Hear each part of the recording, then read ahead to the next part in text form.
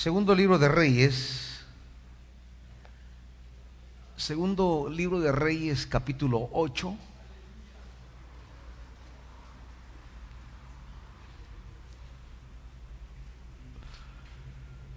Segundo libro de Reyes, capítulo 8.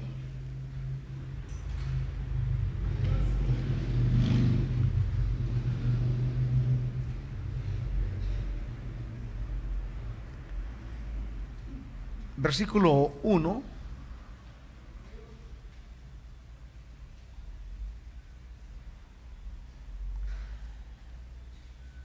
Dice así la escritura: ahora bien, Eliseo le había dicho a la mujer a cuyo hijo él había revivido: anda, vete con tu familia a vivir donde puedas, porque el Señor ha ordenado que haya una gran hambre en el país y que ésta dure 7 años. La mujer se dispuso a seguir las instrucciones del hombre de Dios y se fue con su familia al país de los filisteos, donde se quedó 7 años. Al cabo de 7 años, cuando regresó del país de los filisteos, la mujer fue a rogarle al rey que le devolviera su casa y sus tierras. En esos momentos, el rey estaba hablando con Giezi, el criado del hombre de Dios, y le había dicho: cuéntame todas las maravillas que ha hecho Eliseo. Y precisamente cuando Giezi le contaba al rey que Eliseo había revivido al niño muerto, la madre llegó para rogarle al rey que le devolviera su casa y sus tierras. Así que Giezi dijo: mi señor y rey, esta es la mujer y este es el hijo que Eliseo revivió. El rey le hizo preguntas a la mujer y ella se lo contó todo. Entonces el rey le ordenó a un funcionario que se encargara de ella y le dijo: devuélvele todo lo que le pertenecía, incluso todas las ganancias que hayan producido sus tierras desde el día en que salió del país hasta hoy. Amado Dios, regálanos el hambre de oír tus maravillas. En el nombre de Jesús, háblanos. Amén.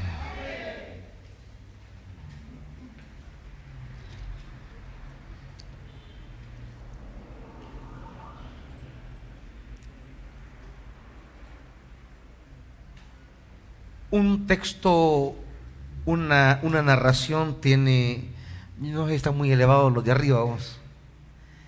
Tiene diversas ventanas para entrar. Un texto tiene esa cualidad. Es como una pintura, una narración es como una pintura. Usted en una pintura puede apreciarla o puede entrar al significado de esa pintura por un aspecto de todo ese cuadro. Quizás por la cara, si es una figura humana, por un paisaje, si hay allí algo que le llama la atención. Es decir, el significado de una pintura, usted tiene diferentes entradas. Eso también es la Biblia. La Biblia es como una pintura, solo que no está dibujada con colores, sino con letras, con personajes, con lugares, con fechas. Y uno puede entrar al significado de esa narración por una de esas ventanas. Hoy vamos a entrar a este texto por la ventana del rey. Hemos visto el texto a veces desde Eliseo y normalmente desde la tsunamita. El significado de la continuidad, diríamos, que tuvo la generosidad de la tsunamita. Pero vamos a ver el texto desde el rey. El rey que tenía una avidez por escuchar, dice el pasaje: cuéntame todas las maravillas que ha hecho Eliseo. Cuéntame.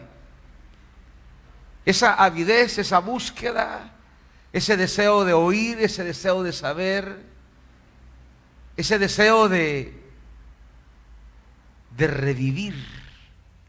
Porque las historias, como las fotografías, son realidades vivas que nos hacen transportarnos, que nos hacen, que nos envuelven y que nos producen ciertas decisiones, acciones, sentimientos. No son historias por saber, son historias que nos envuelven como una fotografía. Cuando usted comienza a ver un álbum de fotos, pues usted no solamente abre el álbum y simplemente se va como informando. No.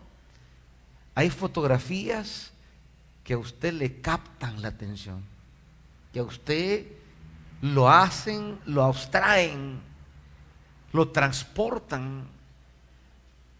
Puede ser su niñez, su juventud, si ya está viejo, ¿verdad? Y lo trasladan. Y hay fotos que inmediatamente lo llevan a un lugar, a una fecha, a una situación, a un grupo de personas, y la mente se queda dando vueltas alrededor de esa foto, recordando palabras que se dijeron, que aunque no están en la foto, están en su mente, y le trae a la memoria sensaciones, experiencias agradables o desagradables. Y hay fotos que usted no quiere ver, y hay fotos que le encanta ver. Y lo que sucede es que con el tiempo, las fotos crecen. Fíjese bien esto: el significado de las fotos crecen. Es esa virtud, porque lo que a usted le dijo esa foto el día que se la tomaron no es lo mismo que le va a decir a los 5 años que se la tomó, o a los 10, o a los 20, o a los 30. La foto tiene un poder de significado más allá de lo que el fotógrafo quiso, más allá de lo que en ese día esa foto significó. Lo que pudo haber sido simplemente el entretenimiento de tomarse una foto, de repente se vuelve algo valiosísimo.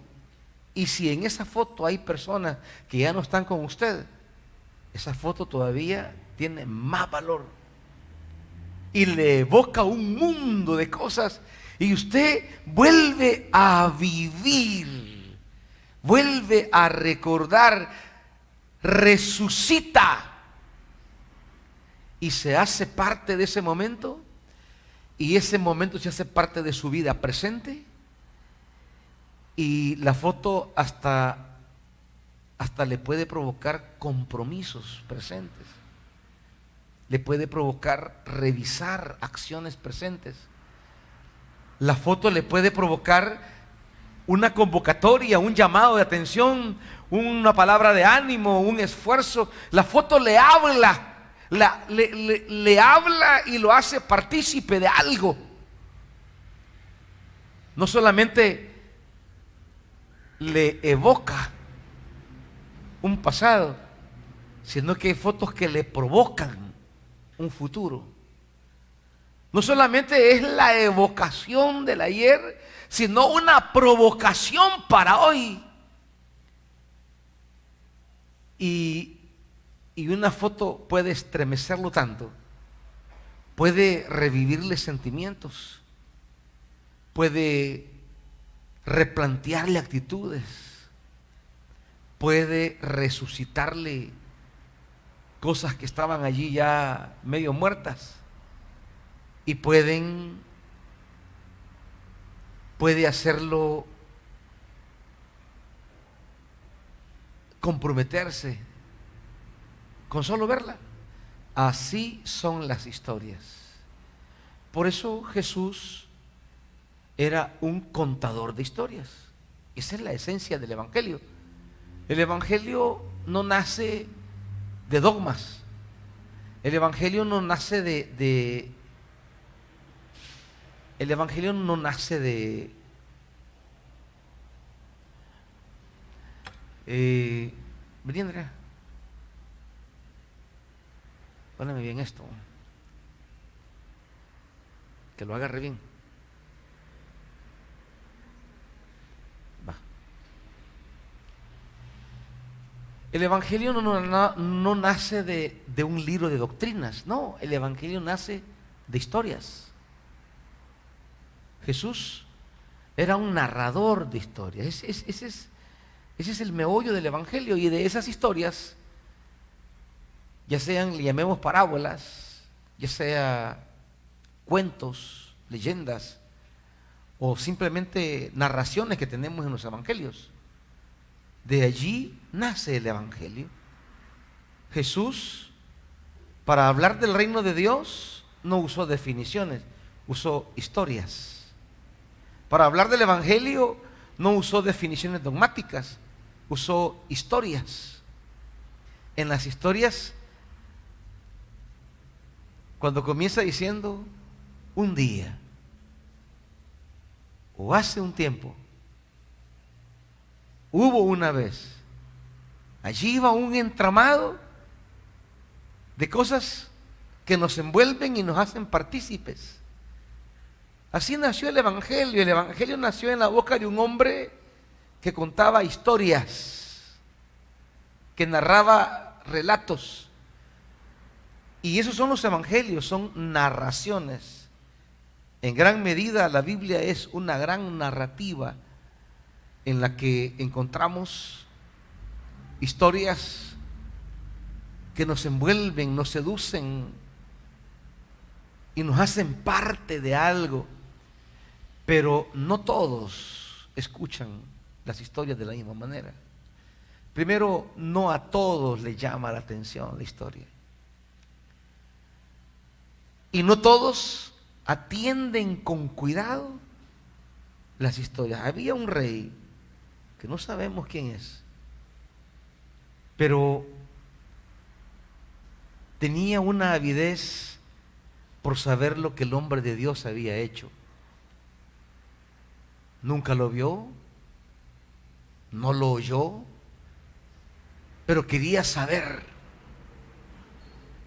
Quería ser parte de algo que ya no existía, porque a través de la historia yo me hago parte de algo. A través de la historia, yo que no fui parte de eso, me meto en eso. Por eso, escuchar las historias de la Biblia no es una mera información, es que yo quiero ser parte de eso. Al saber escuchar las historias bíblicas, yo quiero meterme en ellas y recibir lo que en ellas había. No estuve con Eliseo, pero quiero saber qué se sentía estar allí. Nunca le escuché, pero quiero que su palabra llegue a mis oídos. No fui beneficiario directo, pero yo creo que a través de lo que escuche de Él, a través de lo que oiga de Él, de alguna manera yo puedo recibir lo que Él todavía es capaz de dar a través de la historia. Lo que de manera directa ya no podemos recibir, lo recibimos cuando leemos las historias, cuando conocemos las historias, cuando escuchamos las narraciones. Por eso alguien que tenga desinterés en leer la Biblia es alguien que no es capaz de vivir en el presente lo que Dios hizo ayer. Leer la Biblia no es una cuestión de que estoy obligado, ay, que tengo que leer la Biblia. No, hermanitos. Es que no es una especie de disciplina obligatoria, no es una especie de un ritual, no. Es el anhelo de que yo quiero ser parte de lo que hombres y mujeres en el ayer fueron parte. Cuando yo tomo la Biblia, no estoy ante un libro ahí medio oscuro que necesito ciertas claves o códigos. No, no, no. Es historia, narraciones de hombres y mujeres que estuvieron envueltos en nuestras luchas, en nuestras incertidumbres, que no supieron qué hacer en ciertos momentos, que tenían cargas más pesadas que una montaña sobre sus espaldas, que estaban cruzando situaciones adversas y no sabían cómo superarlas, que tenían dudas acerca del futuro y qué sería de ellos, que tenían sueños pero tenían imposibilidades, que anhelaban alcanzar ciertos objetivos en la vida, pero eran más grandes sus obstáculos que sus capacidades. Hombres que habían experimentado heridas profundas en su corazón, hombres y mujeres, que sus familias los despreciaron, que tenían enemigos más grandes y más poderosos que ellos, que no sabían qué hacer en contextos de opresión. Ahí están mujeres como María, planeando casarse y de repente ocurre algo inesperado que le cambia la vida. Una mujer estéril como Elizabeth, que se miraba como maldita de Dios, porque la esterilidad en la Biblia, más que un hecho biológico, es un hecho religioso. La esterilidad, más que un dato del cuerpo, es un dato de Dios. Dios me ha maldecido. Más que biología, es teología, es ser maldita por Dios. Y cómo vivimos siendo malditos por Dios en la mentalidad de ellos, en la mentalidad del mundo oriental. Y cómo llegan a viejos y parece que todo llega al final, que nada, que la vida se va a acabar, y pareciera como que de nada sirvió ser devoto, ¿va? ¿De qué me sirvió ser una persona devota, entregada, justa, como dice el pasaje? ¿De qué le sirvió a Zacarías ser un hombre correcto toda la vida, y a su esposa una mujer correcta toda la vida, si al final iban a morir sin alcanzar lo que más habían deseado y mirarse como malditos? Y de repente todo cambia. De repente Dios aparece, el ángel le habla, y a la que todo llamaban estéril, dice, porque era algo popular, el pueblo la miraba estéril. Eso significa, el pueblo la miraba como maldita por Dios. ¿Y cómo es posible que sea sacerdote y su mujer es maldita? Y bueno, ya saben la gente cómo es de metida, ¿va? La gente le encanta darse y poner el dedo en la llaga, ¿va? La gente se acerca y justo lo que usted no quiere que le pregunten, eso le preguntan. Usted queriendo evitar tocar un tema sensible para usted, y la gente, eso le va a tocar, ¿va? Porque así es la gente. No le decían la Elizabeth, esposa de Zacarías. No. No le decían la hermana Elizabeth, que tan generosa. No. ¿Qué decía la gente? La estéril. Imagínense la gente, que la gente es, aparte de metida, es cruel. Pero ¿cómo cambiar esa historia? ¿Cómo cambiar esa lectura comunitaria sobre nosotros? ¿Cómo nos podrán ver diferente a nuestra generación? ¿Cómo nuestros hijos van a heredar un apelativo distinto al nuestro? Son las historias, ahí están las historias. Eso es la Biblia. Cuando usted entra al mundo de la Biblia, no está entrando a un mundo oscuro, tenebroso, no, son historias de vidas. Y cuando las leemos, queremos entrar no solamente en la historia como dato, sino queremos entrar en esa dinámica de vida. Cuando yo leo una historia, yo quiero entrar allí, ser parte como que estuve allí, para ver si alcanzo algo de lo que aquí dice. Ese es el asunto. Entonces leer la Biblia no es como que la obligación, va. Esa obligación a la que nos resistimos simplemente porque el ser humano tiene la tendencia a ir en contra de lo que le dicen. Y le dicen, lea la Biblia, pues no la leo. Lea la Biblia, pues no la leo. Y nos resistimos porque somos rebeldes por naturaleza. Nos resistimos porque no queremos que nos digan qué tenemos que hacer, porque no valoramos realmente qué es la Biblia. Pero cuando yo entiendo que estas son narraciones y que a través de esas narraciones yo puedo entrar a ser parte de lo que allí está ocurriendo, de lo que allí está sucediendo. Cuando yo entiendo que, a diferencia de otras narrativas, estas narraciones son palabras de Dios, lo cual significa que aquí hay un soplo divino moviéndose.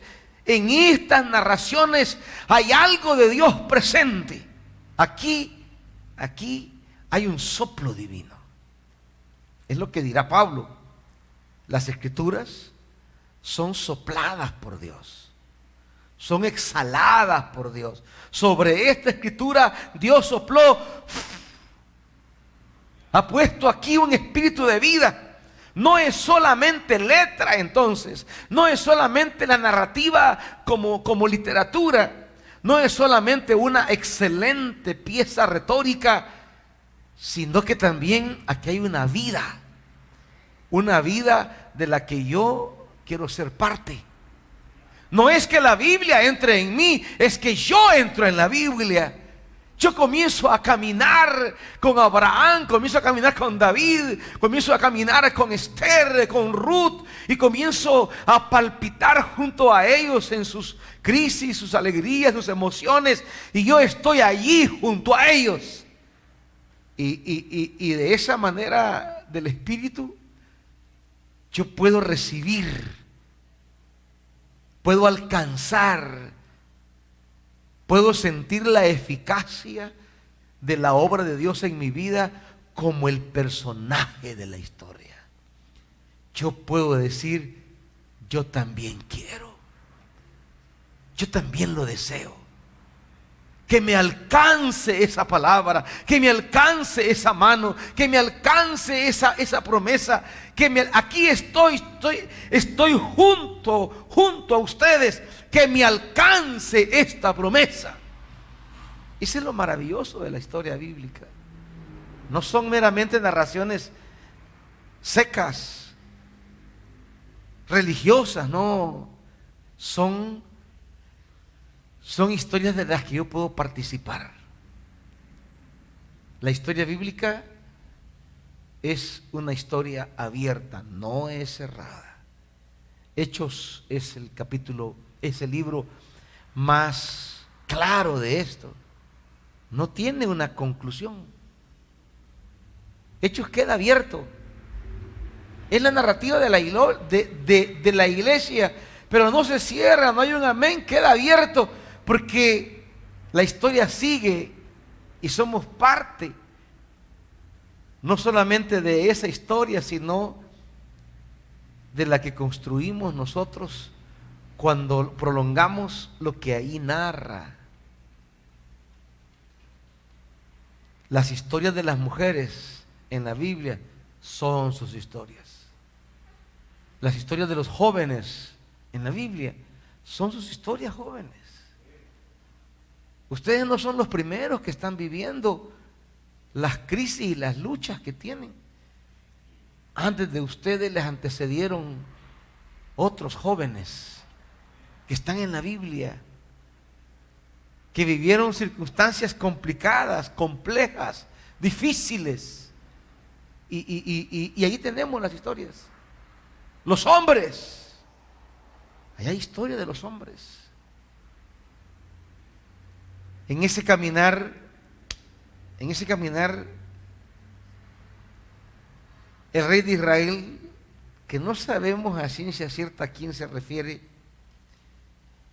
un día quería escuchar las maravillas que había hecho Eliseo. Y manda a llamar al criado que tenía Eliseo y le dice: cuéntame todas las maravillas que ha hecho Eliseo, cuéntamelas. Yo quiero escucharlas, yo quiero oírlas. Qué avidez, qué hambre, qué deseo. Es que al escucharlas, tienen efecto en nosotros y pueden provocar en nosotros lo que provocaron en esas personas. Cuéntame cómo le dio de comer a tanta gente. Cuéntame. Están viviendo una hambruna de 7 años. Y en ese contexto de hambre, él no está pensando en alguna política alimenticia, ¿no? Él quiere oír las historias de Eliseo. Él no está pensando en alguna manera de superar el hambre en términos humanos. Él está queriendo escuchar las maravillas de Eliseo, pensando tal vez, quizá, si en alguna de esas historias él logra encontrar la clave para vencer el hambre de su pueblo. ¿En qué historia que me cuenta Eliseo puede hacer algo ahora? Porque esos son las historias. Son conexiones con hechos trascendentales que si pasaron una vez, pueden pasar hoy. Porque esa es la experiencia de Dios que se tiene en el pensamiento israelita. El Dios, como lo ven los israelitas, no es un Dios que se quedó atado a la historia. Es un Dios que camina con nosotros y lo actualizamos en la medida que yo veo lo que Él hizo. Esa es la mentalidad de cómo el israelita ve a Dios. El israelita le gusta saber el pasado, porque en la medida que conoce ese pasado, por eso dice el Salmo, nuestros padres nos contaron. Porque en la medida que escuchamos lo que Dios hizo en el ayer, en esa medida yo puedo experimentar a ese Dios presente hoy. Porque no es simplemente recordar, no es simplemente conocer, no es simplemente tener una idea del pasado. En la mentalidad israelita, el Dios del que hablan en el pasado es el Dios que hoy está con nosotros. Dios, la mentalidad israelita es que Dios camina con ellos. ¿Y cómo se actualiza su presencia? Al escuchar lo que hizo. Cuéntame lo que hizo, porque en esa medida lo puedo vivir hoy. Cuéntame lo que hizo, porque lo que hizo ayer lo puede hacer hoy. Cuénteme, porque en la medida que me cuenta, experimento hoy. No es simplemente el oír el pasado, es cosa de de vivirlo hoy. Esta es una gran clave para el rey, más importante que cualquier cosa. Estamos en una época de hambre, pero podemos experimentar hoy lo que ayer hizo Eliseo. Y el rey dice: no, mire, a mí cuénteme las maravillas de Eliseo. A mí cuénteme, eso quiero saber, eso quiero conocer, las maravillas de Eliseo. Porque de esa manera que Eliseo fue capaz de hacer maravillas de Dios ayer, será capaz de que haga maravillas hoy. Entonces, ¿cuál es la salida para superar las crisis hoy? Una crisis de 7 años tiene el rey, de escasez, de hambre, de limitación, de luchas, de batallas. ¿Y dónde el rey halla la salida? Pues oyendo las maravillas de Eliseo. Porque oyendo las maravillas se abre una ventanita para ver las maravillas de Dios hoy. ¿Entienden esto, hermanitos? Cuando usted tiene este libro de historias, esto que llamamos Biblia, que esto no es un libro de religión, hermanitos. El problema es que el Antiguo Testamento creemos que es de los judíos, el Nuevo creemos que es de la iglesia, y que todo esto es de la iglesia como propiedad. No, hermanitos, este libro es un libro de vida, no de religión. Es un libro de historias, no de doctrinas. Aquí esto no tenemos porque Dios dijo: les quiero revelar mi doctrina. No. Lo que tenemos aquí son las maravillas de Dios.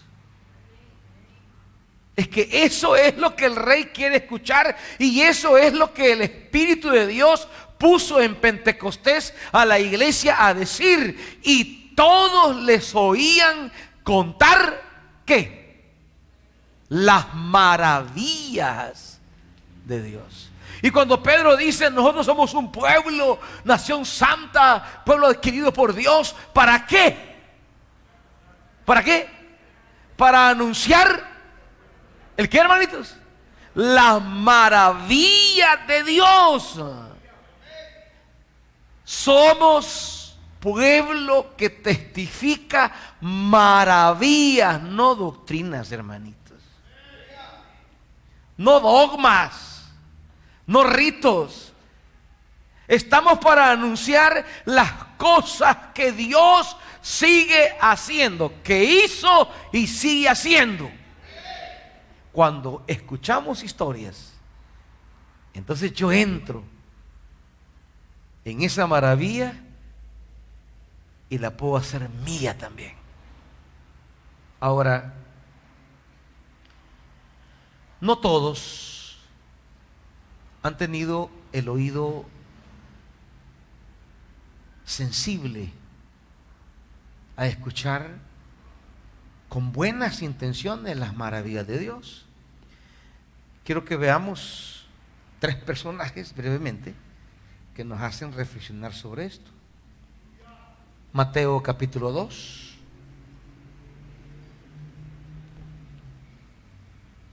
Mateo capítulo 2.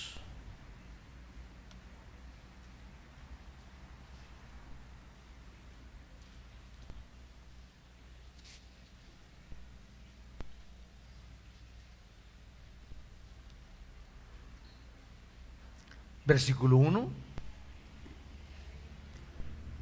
Después de que Jesús nació en Belén de Judea en tiempo del rey Herodes, llegaron a Jerusalén unos sabios procedentes del oriente.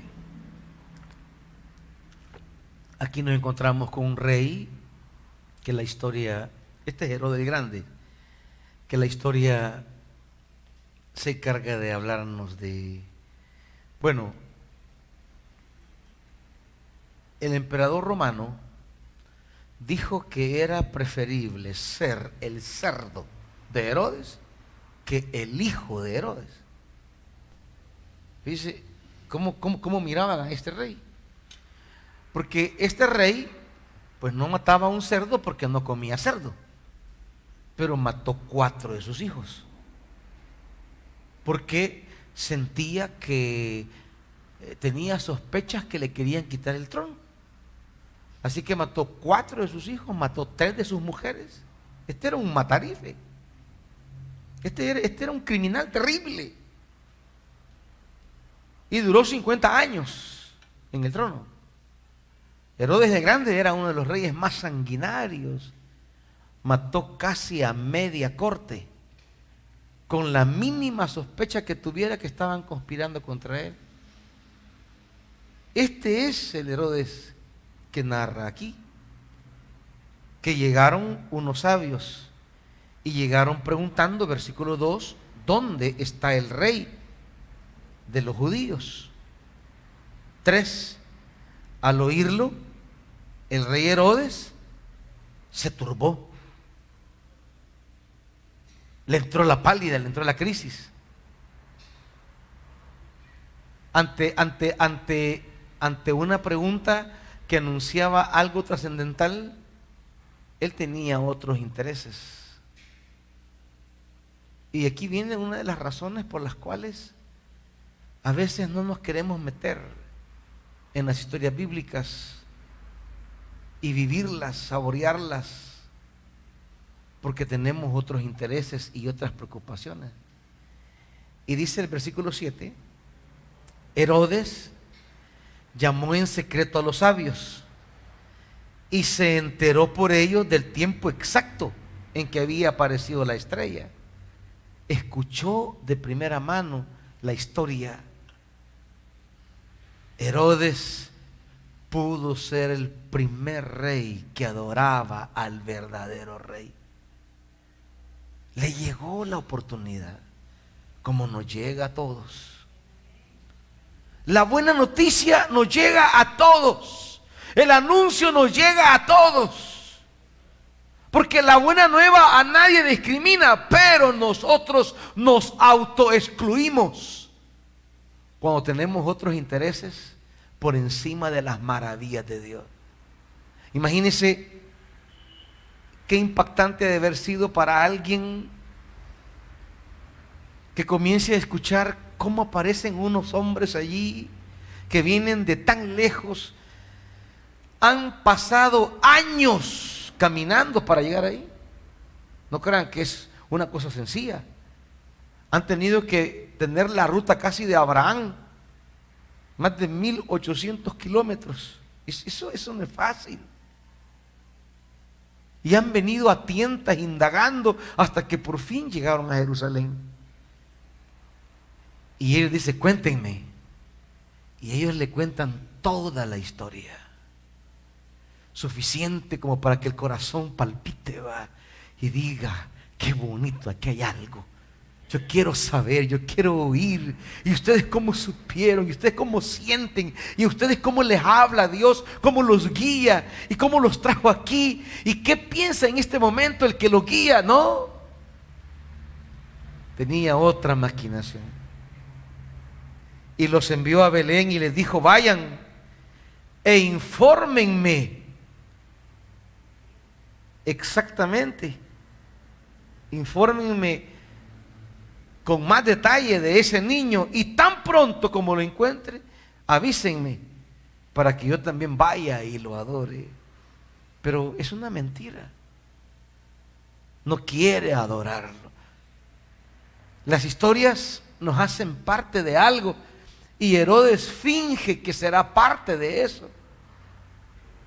Cuando usted lee una historia, repito eso, esa historia lo implica, lo mete a usted, lo sumerge y lo envuelve. Herodes, de manera fingida, de manera mentirosa, dice, vayan a averiguar bien, y me vienen a decir, y yo voy a ir y voy a adorar. Pero no es cierto. Tiene otras intenciones. tiene otros intereses. Una de las cosas que no le dejan a usted leer la Biblia y meterse en las maravillas de la Biblia es que tiene otros intereses. No es que no tenga tiempo, no, tiempo tiene. Solo que su interés no está en las maravillas de la Biblia. Su interés está en otras cosas. No es que pasa ocupado, no se engañe. Es que usted, su mente y su corazón andan palpitando por otros lados. Creen hallar en otros rumbos la salida a sus crisis y creen que en las historias bíblicas no hay nada significativo para usted. Cuando uno va a la Biblia, no va simplemente porque quiere conocer, informarme. Cuando uno va a la Biblia, es porque quiere saber qué pasó y quiero meterme en esa historia para que también a mí me pase. Entonces, meterme a la Biblia es un acto de sobrevivencia. Es un acto de buscar salida. Meterme a la Biblia es un acto de querer encontrar una puerta para mí. Meterse a la Biblia es por usted, hermanito. Es por usted, hermanita. No es cosa que queramos decir, ya leo la Biblia. No, es que no es aquella obligatoriedad mecánica. Es que aquí usted encontrará, caminando con estos hombres y mujeres, encontrará la puerta que en este momento usted necesita. Hay una crisis y aquí hay una historia que le da una luz que usted necesita. Y puede salir del horno como Daniel. Y puede salir del pozo como José. Puede conocer al rey que ha nacido como los magos. Pero no todos oyen la historia de la misma manera. Herodes quiere ir, pero no quiere realmente adorar. Por eso dice en el versículo 12, entonces, advertidos en sueños de que no volvieran a Herodes, regresaron a tierra por otro camino. Dios salva a los magos y salva al niño, advirtiéndole a los magos que no son buenas las intenciones de Herodes. Cuando Herodes 16 se dio cuenta de que los sabios se habían burlado de él, ahí salió las verdaderas intenciones. Se enfureció y mandó a matar a todos los niños menores de 2 años en Belén y en sus alrededores, de acuerdo con el tiempo que había averiguado de los sabios. Fíjese cómo la historia de Herodes está muy llena de esto, de que él quiso averiguar, él quiso informarse, hay una búsqueda por saber, pero no es la búsqueda del saber para ser parte de esto, sino para neutralizarlo, para quitarlo, para matarlo, porque él tiene otros intereses. La oportunidad le llegó, la gracia tocó a sus puertas. Jamás podrá decir que no tuvo la oportunidad.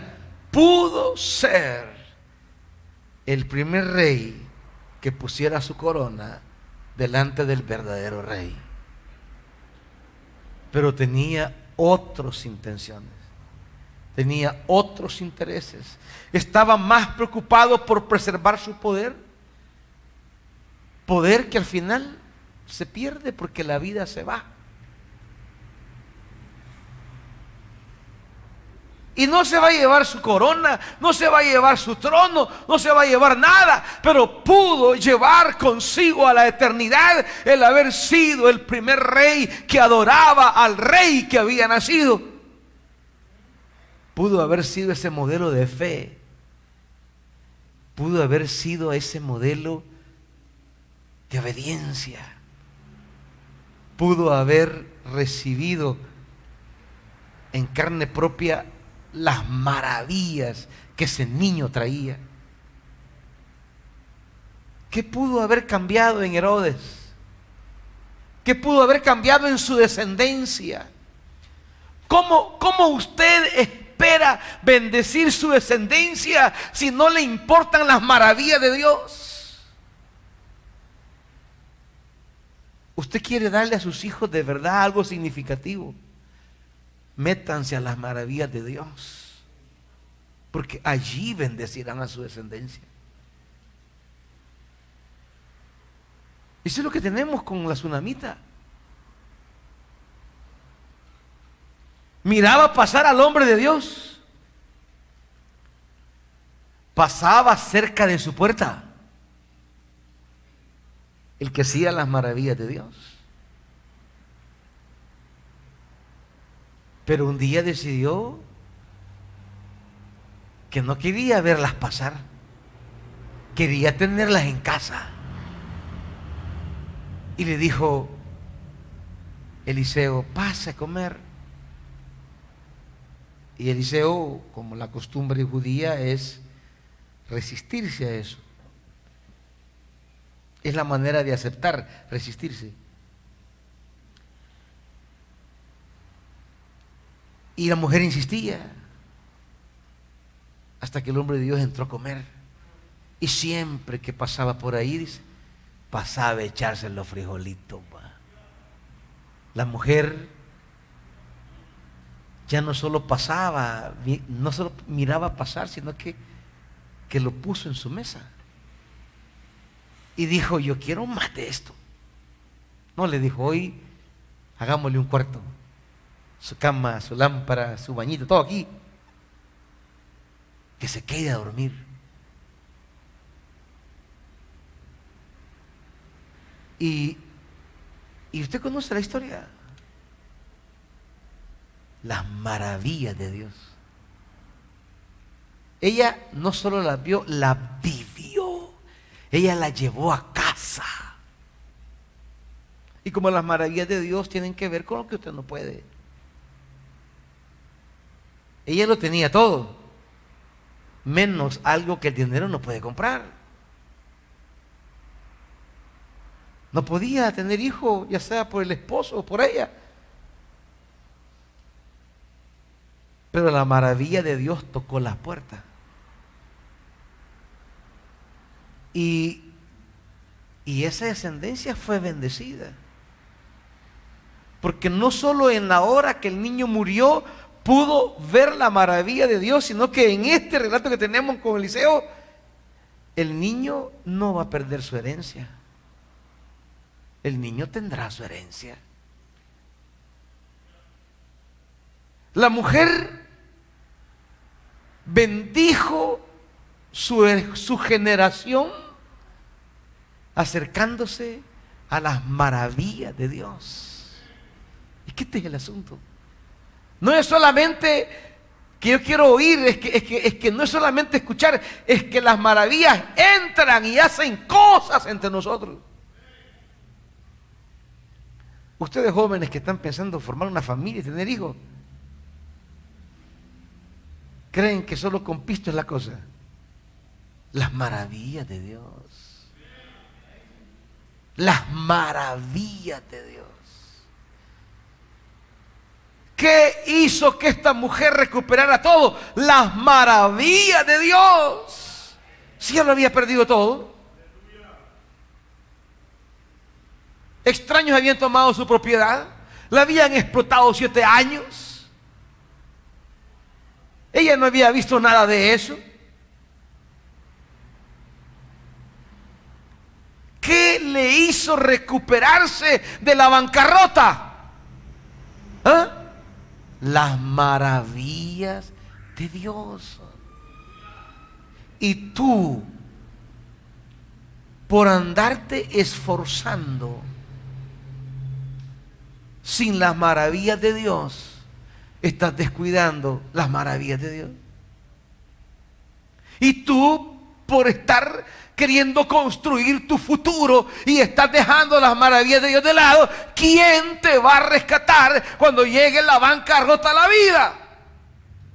Si estás dejando las maravillas de Dios, ¿quién te sacará a flote?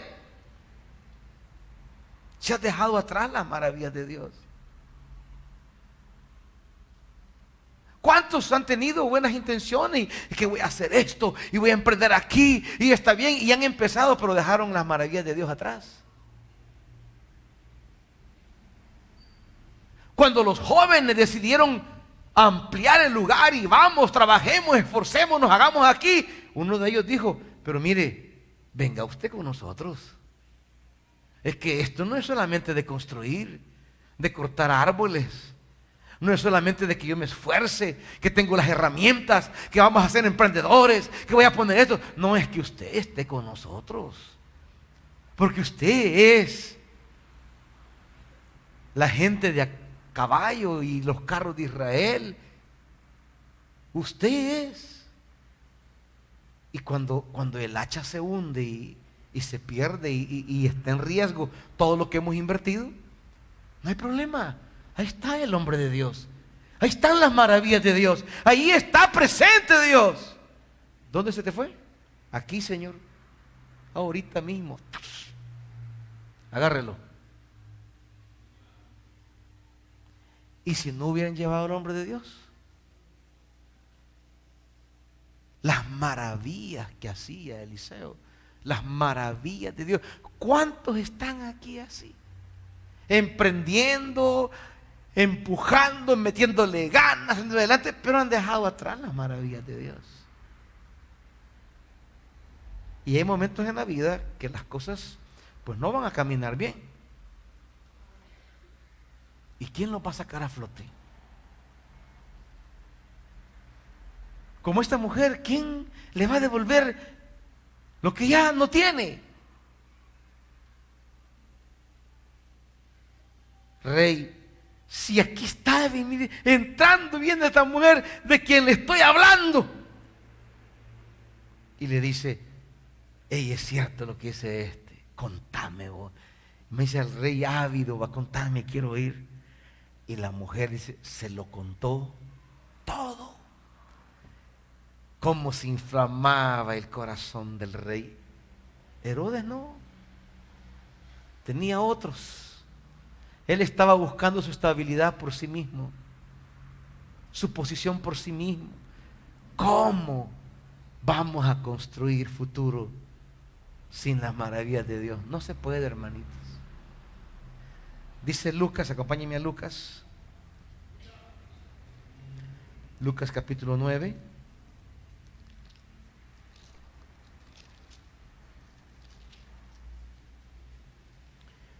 Lucas 9.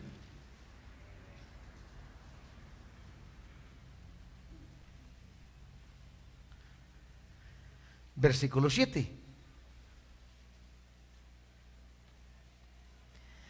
Aquí aparece otro Herodes. No es Herodes el grande de Mateo 2. Este es Herodes el tetrarca. Ya es el hijo de Herodes el grande. Y se le llama tetrarca porque tetra significa 4. Cuando Herodes el grande murió, su reino se dividió entre 4.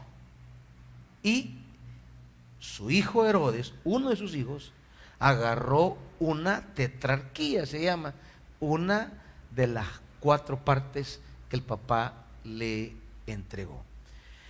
Entonces Herodes el tetrarca se enteró de todo lo que estaba sucediendo. Fíjese, otra vez le llegaron las historias, ¿verdad? Y estaba perplejo porque algunos decían que Juan había resucitado.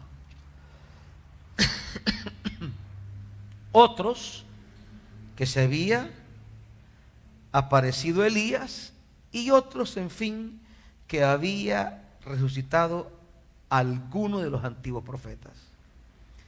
Pero Herodes dijo: a Juan mandé que le cortaran la cabeza. ¿Quién es entonces este de quien oigo tales cosas? Y procuraba verlo. Este es el Herodes que mató a Juan. Ya usted conoce la historia.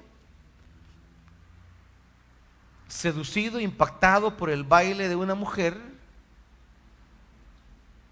le dice: dime lo que quieras. Si quieres la mitad de mi reino, te lo doy. Claro, eso no es literal. Es una manera antigua de decir: te daré lo que me pidas, por muy difícil que sea.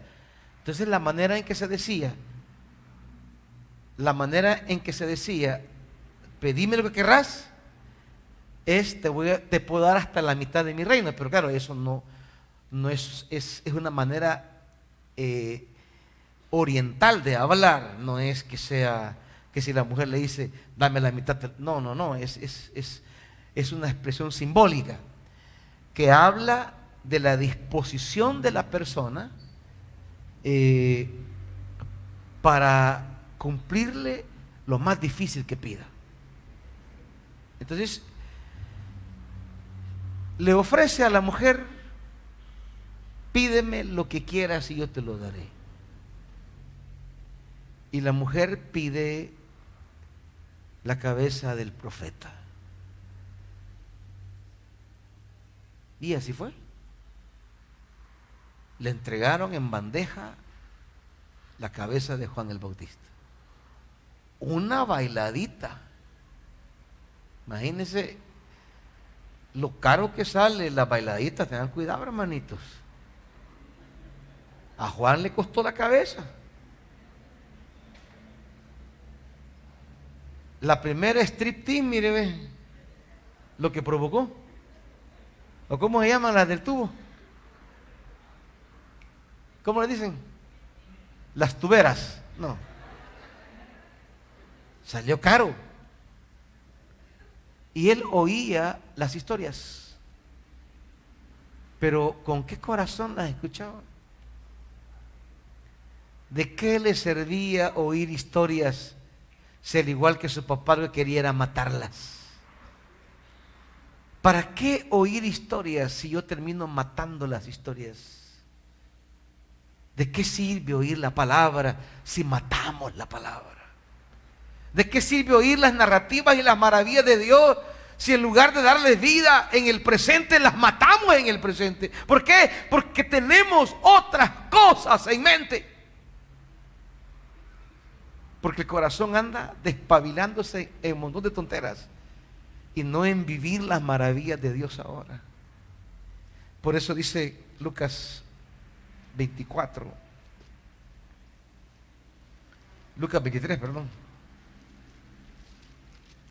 23, 8. Al ver a Jesús, Herodes se puso muy contento. Lucas 23, 8. Hacía tiempo que quería verlo por lo que oía acerca de él. Y esperaba presenciar, ¿qué, hermanitos? Una maravilla de Dios, un milagro. Una maravilla. Y lo acosó con muchas preguntas. Pero Jesús no le contestaba nada. ¿Y para qué? ¿Cuántos andan? Señor, dame una palabra, dame una palabra. Y tanta palabra que reciben y les vale. ¿Para qué? Tantas maravillas de Dios que oye. Ah, no, pero quiere una palabra exclusiva. Quiere una palabra especial. A veces lo que quiere es satisfacer su curiosidad o cualquier cosa, pero no tiene intención realmente de tomar esa palabra y atesorarla en el corazón. Y el versículo 8, 11 lo demuestra. Entonces Herodes y sus soldados, ¿qué? Desprecio. ¿Para qué quiere una palabra si la desprecia? ¿Para qué quiere una palabra si se burla? ¿De qué le sirve? Herodes tuvo al mismo Jesús enfrente de él, pero Jesús ya no le dijo nada, no le respondió ni una palabra. ¿Por qué? Porque es por gusto. Qué feo es cuando ya Dios no te dice nada porque es por gusto. No llegues a ese punto. No llegues a ese punto donde Dios te ha contado tantas maravillas, tantas historias, pero ¿ya para qué? Cuando ya Dios prefiere callarse porque las maravillas que te cuenta no tienen ningún valor para ti. Quiero terminar con Hechos.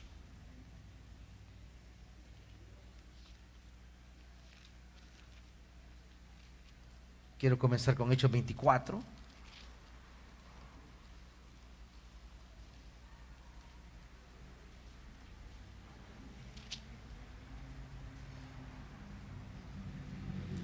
Hechos 24.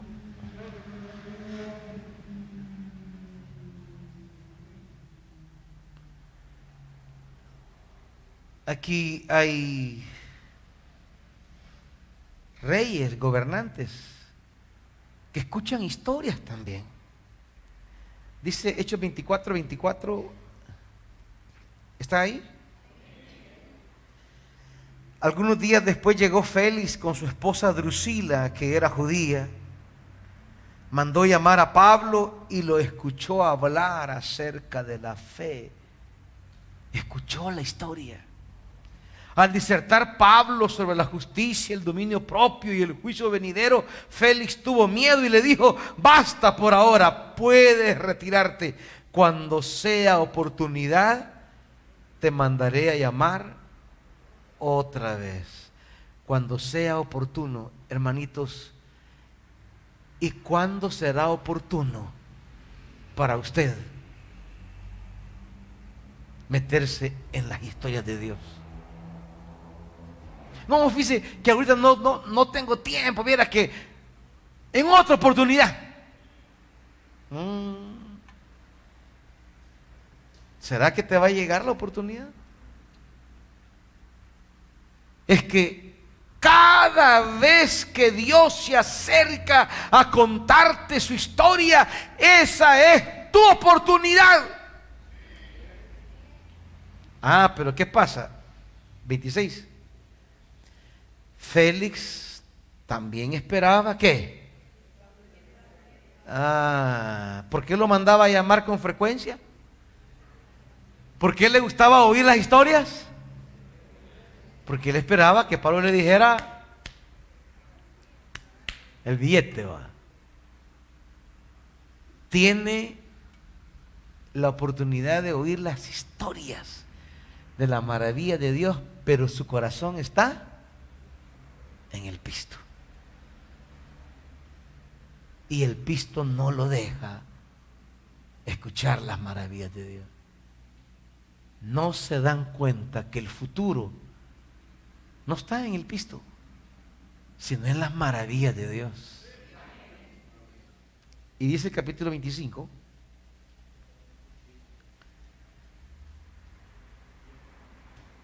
versículo 13, 25-13. Pasados algunos días, el rey Agripa, otro, y Berenice llegaron a Cesarea para saludar a Festo.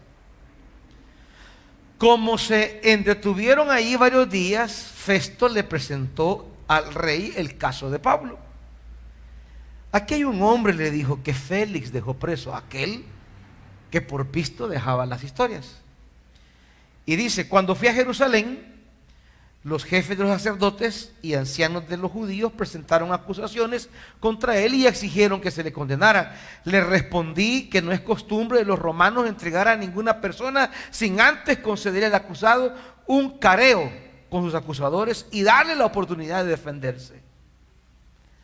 Y ahí le explica todo. Y en el 22 le dice: a mí también, le dice Agripa, ¿qué? Me gustaría oír a ese hombre, la historia de ese hombre. Y le dice: pues mañana usted lo va a escuchar. Y el día siguiente, Agripa y Berenice se presentaron con gran pompa y entraron en la sala de la audiencia acompañados por oficiales de alto rango y por las personalidades más distinguidas de la ciudad. Festo mandó que le trajeran a Pablo y dijo: Rey Agripa y todos los presentes, aquí tienen a este hombre. Todo el pueblo judío me ha presentado una demanda contra él, tanto en Jerusalén como en Cesarea. Y ahí le explica. 26:1. Agripa le dice a Pablo: ¿tienes permiso para defenderse? Y ahí comienza Pablo a contarle su historia, las maravillas de Dios. Maravilloso desde su niñez, su tiempo en el judaísmo, el encuentro con Jesús, lo que ha pasado después. Y le dice, versículo 24, al llegar Pablo a este punto de su defensa, interrumpió: estás loco, Pablo, el mucho estudio te ha hecho perder la cabeza. No estoy loco, excelentísimo Festo. Lo que digo es cierto y sensato. El rey está familiarizado con estas cosas y por eso hablo ante él con tanto atrevimiento. Estoy convencido de que nada de esto ignora, porque no sucedió en un rincón. Rey Agripa, ¿cree usted en los profetas? A mí me consta que sí. Pablo está metiendo a Agripa en su historia, pero Agripa se sale de la historia. ¿Qué le dijo? Un poco más y me convences a hacerme cristiano. La historia lo mete. Esa es la historia de la maravilla de Dios, lo mete para que sea parte. Pero ¿a cuántos las historias predicadas de la palabra o leídas en la palabra los meten, pero ustedes se salen? Sea por mucho o por poco, le dijo Pablo, le pido a Dios que no solo usted, sino también todos los que me están escuchando lleguen a ser como yo, aunque sin estas cadenas. Las historias de las maravillas te meten. No te salgas. Volvamos al pasaje y cerremos de Segunda Reyes 8. Cuando el rey le dice a la mujer si era verdad eso, y ella se lo contó todo, el rey se mete en la historia y ordena a un funcionario que se encargara de ella y le dijo: devuélvele todo lo que le pertenecía, incluso todas las ganancias que hayan producido sus tierras desde el día en que salió del país hasta hoy. Él pudo quedarse fuera de la historia. Él pudo ir y decir: sí, pero no me importa. Él pudo decir: estás loco. Él pudo decir: a mí me importa mi reino. Él pudo salirse, pero no, él se metió. Él se metió como se metió Eliseo con aquella mujer. También él se metió en la historia y le da a esa mujer lo que Eliseo le hubiera dado. Se mete en la historia comprometiéndose con esa mujer como Eliseo se había comprometido. Si el hombre de Dios hizo eso, yo también voy a hacer esto. La historia es parte ahora de él. Y él continúa las historias de las maravillas de Dios. Hermanos y hermanas, las maravillas de Dios no es solamente algo informativo, es algo transformativo en nuestra vida. Cuando Dios te habla, te cuenta, te narra y se acerca a ti con una historia, es porque quieres que seas parte de esa historia y experimentes el mismo poder, las mismas maravillas, para que sigas la historia en tu vida de las maravillas de Dios. Y Dios quiere seguir haciendo maravillas en ti. Métete y no te salgas. Pónganse de pie, hermanitos.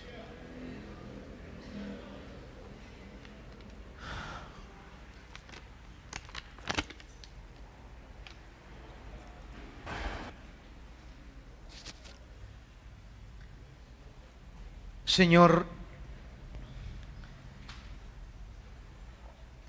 hoy tú nos saliste al encuentro con la historia de este rey.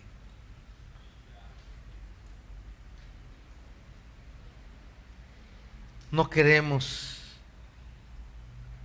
repetir la historia de Herodes, ni la historia de su hijo, ni la historia del rey Agripa, ni de Festo.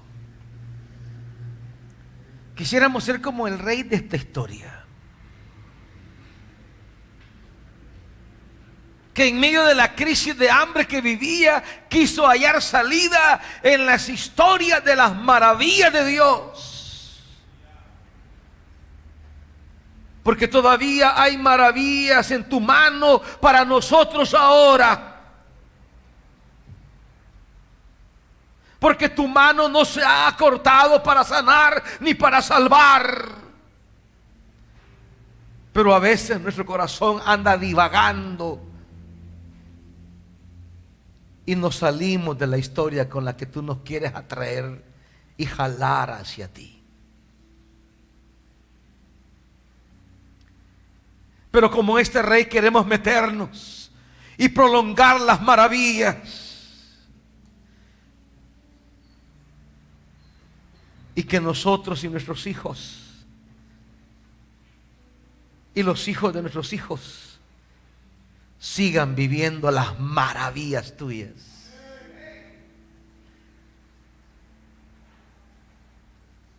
Bendito sea tu nombre, hacedor de maravillas. Danos un corazón que se meta en tus historias. En el nombre de Jesús. Amén. Dios les bendiga, amados. Salúdense.